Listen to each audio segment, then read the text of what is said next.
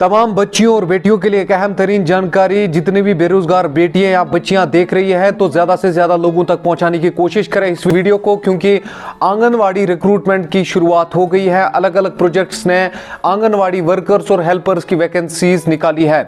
आप किस तरीके से अप्लाई कर सकते हैं, किस तरीके से आप इस सिलेक्शन प्रोसेस में हिस्सा ले सकते हैं, इस वीडियो में आपको पूरे डिटेल्स देने की कोशिश करेंगे। इस वीडियो में हम आपको कुपवारा की डिटेल्स देंगे। ये सिलेक्शन प्रोसेस हर एक डिस्ट्रिक्ट में सेम रहने वाला है। यहां पर अलग अलग ब्लॉक्स में वैकेंसीज निकली है। ब्लॉक के हिसाब से आपको अपने फॉर्म जो है वो सबमिट करने होंगे और साथ साथ में सिलेक्शन प्रोसेस किस तरीके से होगा यहां पर मैं आपको कुछ स्क्रीनशॉट दिखाने की कोशिश करूंगा। पोषण प्रोजेक्ट वावरा के लिए वैकेंसीज निकली है, पोषण प्रोजेक्ट सोगाम के लिए वैकेंसीज निकली है, पोषण प्रोजेक्ट कलारूस के लिए वैकेंसीज निकली है, पोषण प्रोजेक्ट कुपवारा के लिए वैकेंसीज निकली है, पोषण प्रोजेक्ट त्रेगाम के लिए भी वैकेंसीज निकली है। इसके अलावा बाकी ब्लॉक्स भी अभी कुछ दिन के बाद अपनी रिक्रूटमेंट नोटिस जो है वो जारी करने वाले हैं। किस तरीके से आप फॉर्म भर सकते हैं पहले मैं आपको बताना चाहूंगा। जितनी भी आंगनवाड़ी वर्कर्स देख रही है तो आपका 12th पास होना बहुत ही ज्यादा जरूरी है। आपका 12th पास का मार्कशीट आपके मुकद्दर का फैसला करने वाला है। इसके अलावा मैक्सिमम क्वालिफिकेशन जो है वो ग्रेजुएशन रखी गई है। इसके अलावा आप इसी जम्मू कश्मीर की रहने वाली होनी चाहिए और साथ में उसी इलेक्टोरल वार्ड की होनी चाहिए जिस वार्ड की वैकेंसी आई है।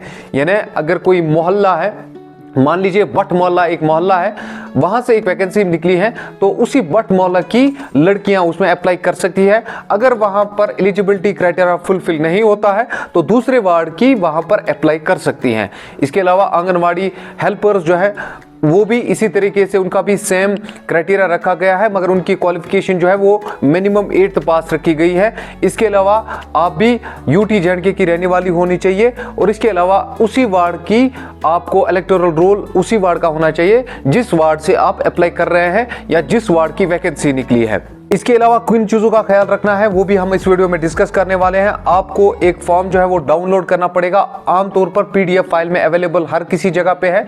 आप उसका प्रिंट आउट निकाल के ऑफलाइन फॉर्म अपने प्रोजेक्ट अफसर के पास भर सकते हैं।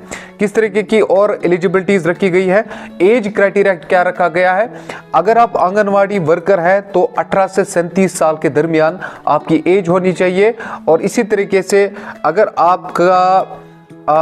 आप आंगनवाड़ी हेल्पर के लिए अप्लाई कर रहे हैं तो 18 से 37 साल की बीच में आपकी भी एज होनी चाहिए।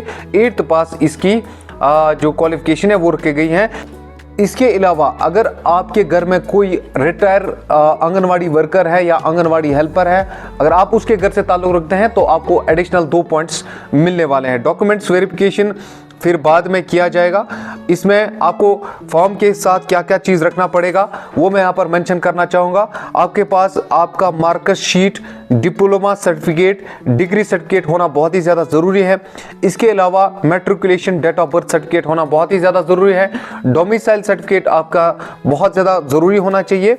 इलेक्टोरल वोटर ID कार्ड आपके पास होना चाहिए और साथ में panch ward certificate issued by concerned block development officer. Panch ward certificate जो है वो BDO ऑफिस से आपको लानी है। और इसके अलावा unmarried certificate issued by concerned tehsildar, ये आपको फॉर्म के साथ रखना है। और साथ में आपको कुछ फोटोग्राफ्स रखने की भी अशद ज़रूरत है जो आपको बाद में अपने CDPO दफ्तर में देने हैं, वहाँ पर अप्लाई करना है। आप किस तरीके से अप्लाई कर सकते हैं वो भी मैं यहाँ पर मेंशन करना चाहूँगा। आप अपने तमाम डॉक्यूमेंट्स के फोटोस्टेट कॉपीज रखकर उनको अटेस्ट करके अपने नज़दीकी डेवलपमेंट प्रोजेक्ट ऑफिसर पोषण प्रोजेक्ट के सामने रख सकते हैं या वहां पर अप्लाई कर सकते हैं। सिंपली मैं कहना चाहूँगा यहाँ पर अपने CDPO जो नज़दीकी ब्लॉक का ऑफिसर है वहां पर आप अप्लाई कर सकते हैं। उसके बाद में आपको नोटिस के ज़रिए से जो है इन्फॉर्म किया जाएगा। जब लिस्ट निकलेगा तो आपको इन्फॉर्म किया जाएगा। फिलहाल ये बहुत बड़ी रिक्रूटमेंट होने जा रही है। हर एक प्रोजेक्ट में आंगनवाड़ी वर्कर्स और हेल्पर्स की वैकेंसीज निकल रही है। हर एक इलाके में 4 से 5 से 10 वैकेंसीज के बीच में निकल रहा है।